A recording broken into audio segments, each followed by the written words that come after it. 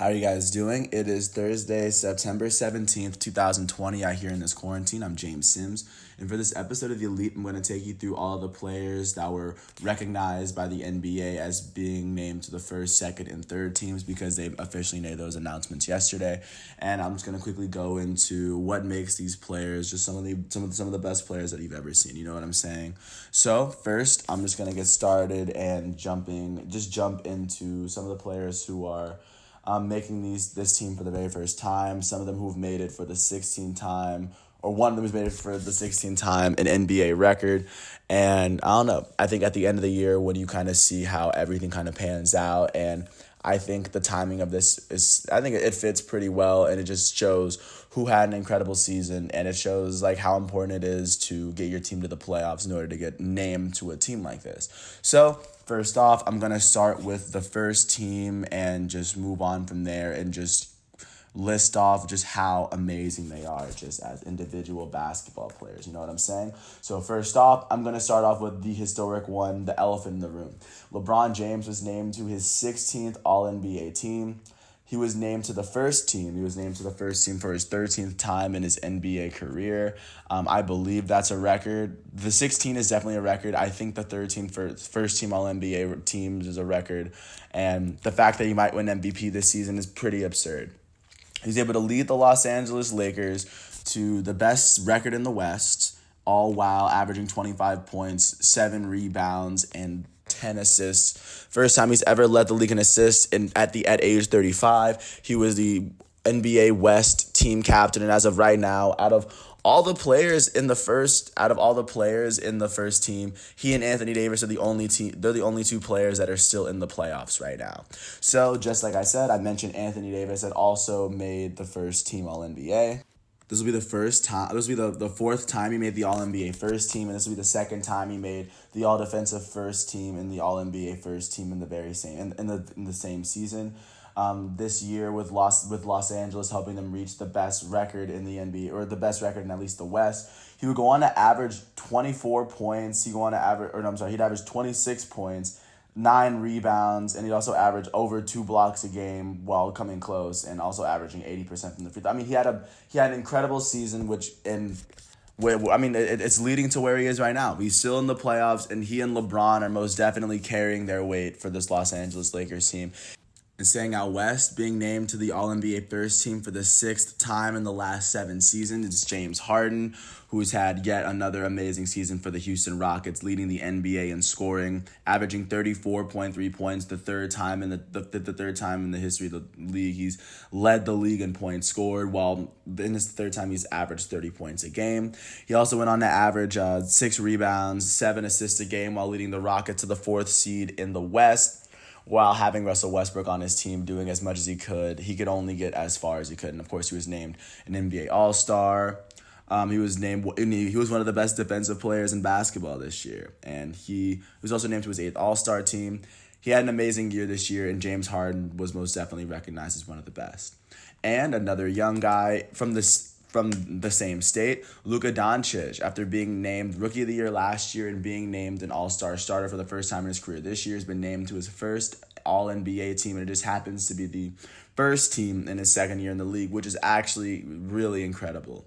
He is despite the fact that he's 21, he's had an incredible season with Dallas. This season he finished with 28 points, or averaging almost 29 points, 9.4 rebounds, and 8.8 assists on the season, averaging a steal as well for 61 games. And he would just have an amazing season for the Dallas Mavericks. He'd get them to the 7th seed in the West, where they'd eventually lose to the Los Angeles Clippers. And Luka Doncic helped lead a Mavericks team that was a historically great team. I think they set a record for offensive rating, of course, as a team and a season, and Luka Doncic was the center of all that, all being the age of 20 for most of the season. So, I mean, that level of difficulty added on to that just shows just how crazy of a player he is just, I don't know. Luka Doncic being named to the All-NBA first team in his second year in the league after being rookie of the year. No, he's definitely on his way to being one of the league's best. And named to the All-NBA first team for the second time in his career. This is his fourth overall All-NBA team. It is reigning 2019 MVP Giannis Antetokounmpo, who led the Bucks to the best record in the entire NBA. They had the best record in the NBA. They had two other players that were named to the all-defensive team. No, Giannis had an incredible season, and it looks as though he might be the front runner for the MVP this year because he had a better statistical season this year than he did his MVP year. His MVP year, he averaged 20. He went this year from his MVP year. He went from averaging 27.7 points to 29.5 points. He went from averaging 12.5 rebounds to 13.6 rebounds. He went down in assists from 5.9 to 5.6, and he went down in steals from 1.3 to 1, and he went down in blocks from 1.5 to 1.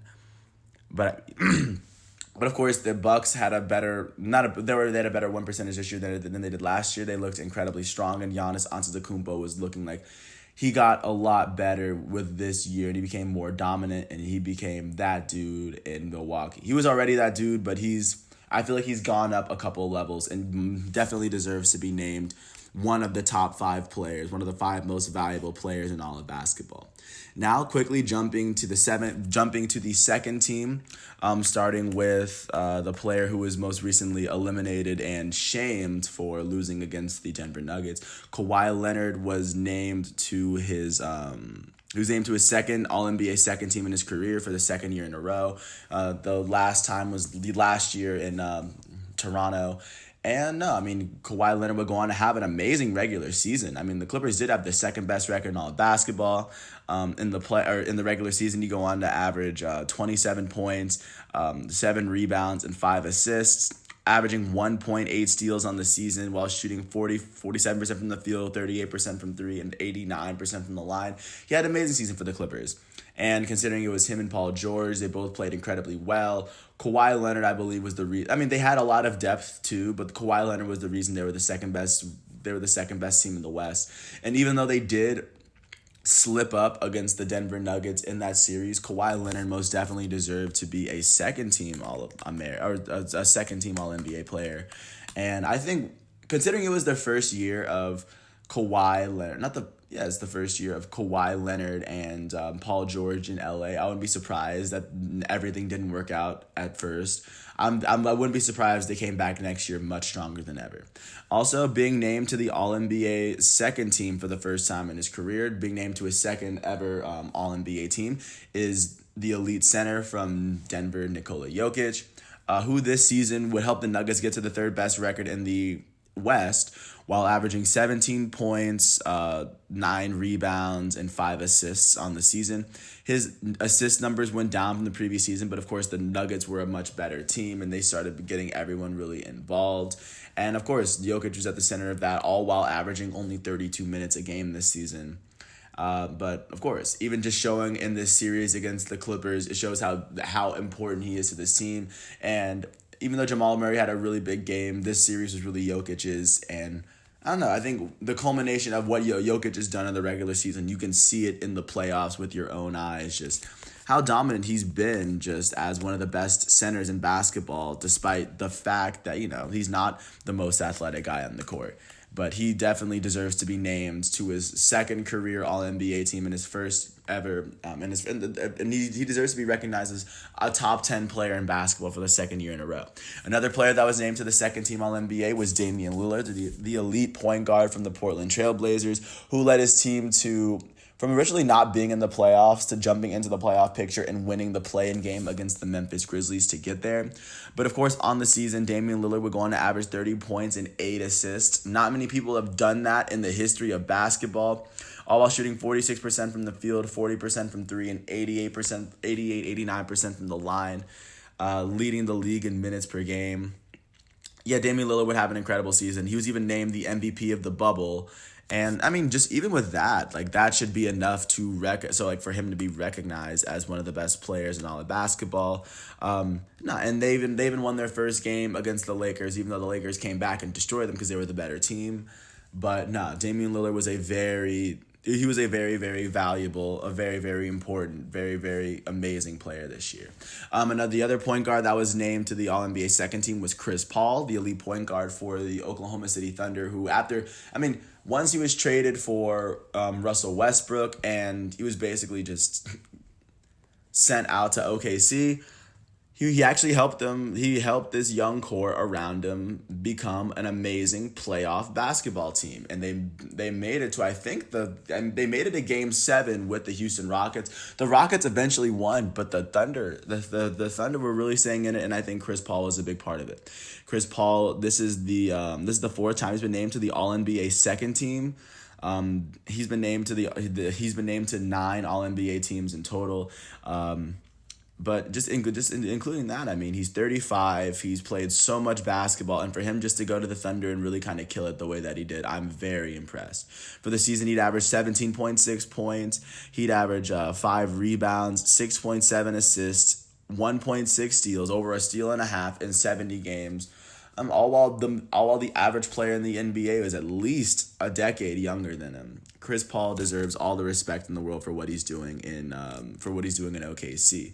And another player who was named to the second team All NBA, I believe for the first time in his career, is Pascal Siakam, the elite forward for the Toronto Raptors. This is the first time he's been named to an All NBA team following his first title last year with Toronto. This year he would average 22.9 points, the most he'd average in his career, 7.3 rebounds, the most he'd average in he'd have a career high in points, rebounds, assists, steals, and blocks, while averaging 35.2 minutes per game, while being the best player on the second best team in the East.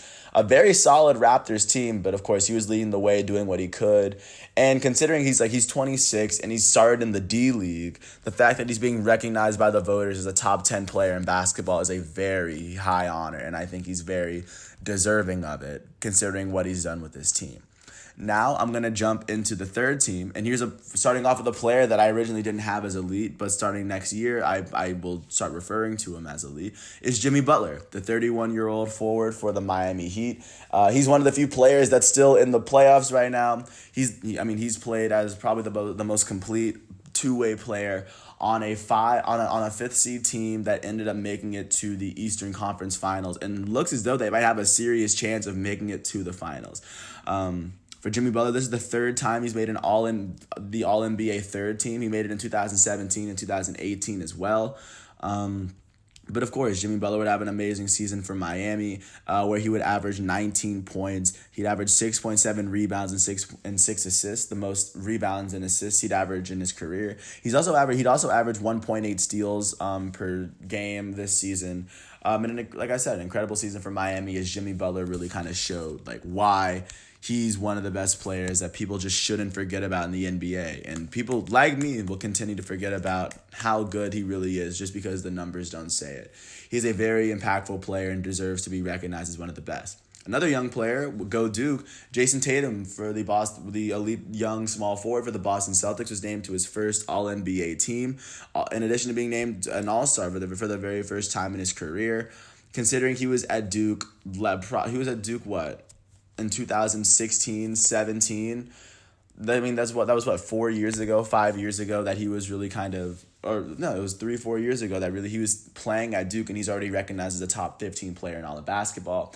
He's arguably the best player on a very strong Boston Celtics team that could very easily make it to that's still competing in the Eastern Conference Finals and has a chance, unlike 26 teams in the NBA, to make the finals and play against the winner of the Lakers and the Nuggets. And considering Jason Tatum was the only player on that team that was named to the All-NBA third team, it should show how good of an overall player he really is. Another player who was named to the All-NBA third team was Rudy Gobert, who was named the Defensive Player of the Year, not this year, but the 2 years prior to this. Of course, this is first. This is the second time he's been named to the All NBA third team. He was named to the All NBA third team last year. He was named to the second team in 2017 when he was named the Defensive Player of the Year for the first time. And then, but yeah, this is another year where he was named to the. This is the second year in a row he was named to the All NBA third team and the All Defensive first team, both combined. And this season for the Utah Jazz, he'd helped them reach, I believe, the 6th seed in the West. They were eventually leading the Nuggets 3-1 in the playoffs before they lost. But he'd have a good season. He averaged 15.1 points. He averaged 13.5 rebounds, the most rebounds he'd averaged in his career, in a season in his career. 1.5 assists, 0.8 steals, the most he'd averaged in his career. And then he'd average 2 blocks yet again for all of his seasons except this first season. Rudy Gobert would have yet another amazing season, despite the fact that he was the first NBA player to catch COVID. He had an amazing year this year. And looking out to another player whose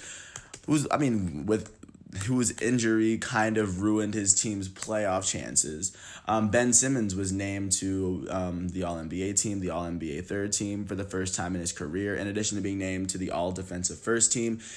He and Jason Tatum, the only 2 players from their draft class, recognized as 2 of the top 15 players in the NBA, in addition to being named an All-Star for the second year in his career. And I mean, he had an amazing year, because you remember how good of an all-around offensive player Ben Simmons is, despite the fact he can't shoot. He led the league in steals this year. He averaged 2.1 steals this year, and he also finished averaging 16 points, 7.8 rebounds, and 8 assists. Like 16, 7, and 8 is a great, amazing season. And I mean, he just continues to do it. Ben Simmons has been really important for the Sixers, and I think it shows that he was the only Philadelphia 76er that was on this list. And even though Joel Embiid had an amazing season, I think Ben Simmons he's the more valuable basketball player, the better all-around basketball player for the Philadelphia 76ers. And last but not least, jumping into James Harden's running mate, Russell Westbrook. Russell Westbrook has shown that he still has it in the tank. And ever since, he left OKC after playing his entire career there. He would go play in Houston, and he would end up helping James Harden a lot, as the team would they would turn a lot of things around once they shifted to the small ball lineup and Russell Westbrook got more involved in the play. But once he started getting involved, Russell Westbrook was a beast on that team, and he's really proven it. He's really earned that. He earned that All-NBA third team. This is the second time in a year, the second year in a row he was named to the All-NBA third team. This is the 9th time he was named to an All-NBA team, this is the 9th time he was named an All-Star in his career. But of course, Russell Westbrook is shown from day one. And even in Houston, the other players in Houston have referred to him as a good teammate. The team has gotten a lot better with Russell Westbrook playing. They just happened to play the Los Angeles Lakers in the second round of the playoffs. I don't think that's their fault at all. But with that said, I really appreciate you for listening to all 17, 18 minutes of this piece. Once again, these are the best players in the league, and they're recognized and they were voted on by the voters that believe that were qualified to do so. And with that said, there are 15 players now that have probably gotten a bonus or they now have an extra accolade to add on to their illustrious NBA careers. And with that said, once again, it is Thursday, September 17th, 2020, out here in this quarantine. Thank you once again for hearing my piece, and peace out.